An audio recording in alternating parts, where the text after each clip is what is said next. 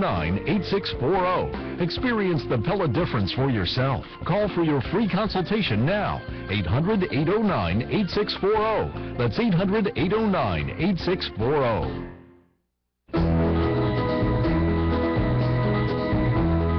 Everybody's talking at me. My guest, Andrew C. McCarthy, author of The Grand Jihad, and he says in his book that for half a century, the forefront of the Islamic movement has been the Muslim Brotherhood ideology supported by Saudi money, not Al-Qaeda. And the Muslim Brotherhood describes its U.S. work through organizations like CAIR, C-A-I-R, the Islamic Society of North America, the Muslim American Society, and the Grand Jihad, with the aim to destroy Western civilization from within by sabotage. And you mentioned how they get into our textbooks in the schools too, right? Yeah, they sure do. They're fighting this. They regard this, Chuck, as a civilizational war, and they are fighting it on every battlefield, short of an actual military battlefield, that they can. It really is an implementation of the plan that Hassan al-Banna, the founder of the Muslim Brotherhood, designed in the 1920s. He was a teacher, an educator, so he knew how important the schools were, and he knew how important the propaganda battles were. And this really is a strategy that he designed long, long ago. It's been refined by other Brotherhood thinkers.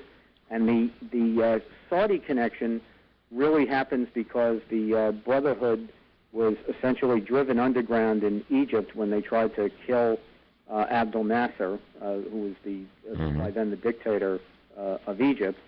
That really drove them into the arms of the Saudis, and the rest is history.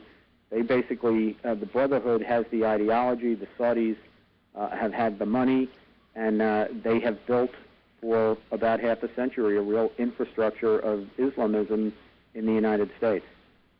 Well, and you know, when you look at, for example, the Fort Hood, the Virginia, the changing what you can say coming out of the White House, you can no longer, you know, use Islamic terrorists, you can't use war on terror, and the political correctness, you know, that's going to be the downfall of America, political correctness.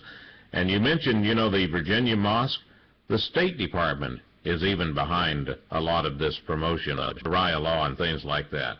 Yeah, they absolutely are. They, you know, they basically have a view of Islam that the terrorist attacks that have been committed by Muslims, quoting and rationalizing their attacks by references to the Muslim scriptures, that somehow that is un-Islamic activity, even though you know, some of them are subscribing to a interpretation of Islam that is really quite mainstream.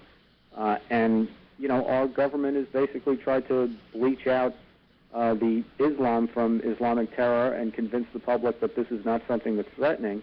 Meantime, our enemies, when they speak to each other, are quite blatant and quite clear that they're involved, they see themselves as involved in a civilizational war. The title of my book, The Grand Jihad, and the invocation of sabotage, is not something that I pulled out of the sky or something that was my own idea. That actually comes from a 1991 Muslim Brotherhood internal memorandum describing what the Brotherhood sees as its mission in the United States. They call it a grand jihad to destroy Western civilization. Well, I just wonder what they think of our president. If this is perhaps the most friendliest president they've ever had. That's, I know those are my words, but you're the expert. What do you think? 10 seconds.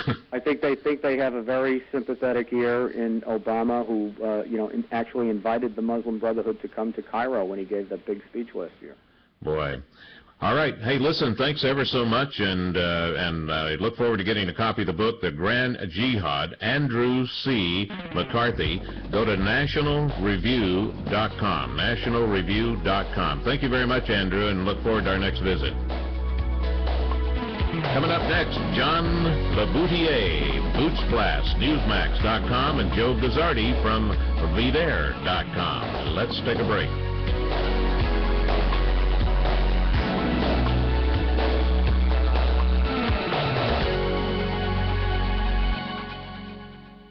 Saving money is all the rage these days. Kind of the in thing to do, like growing a beard. Well, here's a tip for you. You could save hundreds on your car insurance by switching to Geico. And then you could look all fancy with your beard and brag, "Look at me!